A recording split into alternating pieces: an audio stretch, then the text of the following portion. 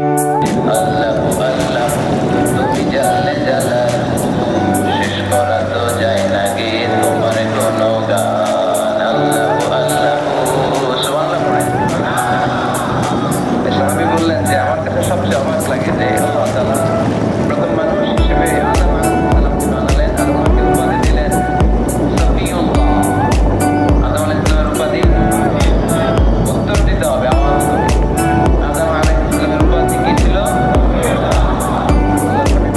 দূরে দাঁড়িয়ে শুনছেন সাহাবাদের কনভারসেশন। আরেক সাহাবা বললেন, আরে আমার কাছে তো এর চেয়ে বেশি অবাক লাগে যে তিনি মুসা আলাইহিস সালামকে বানিয়েছেন নাজিউল্লাহ। নাজিউল্লাহ যে আপনার সাথে নাজি মুনাজাত করে, গোপনে কথা বলে, কালিমুল্লাহ। এই অবাক লাগে যে আল্লাহ তাআলা দুনিয়া ছাড়া, মায়া ছাড়া, মাধ্যম ছাড়া পৃথিবীর একটা মানুষের সাথে সরাসরি কথা বলবেন।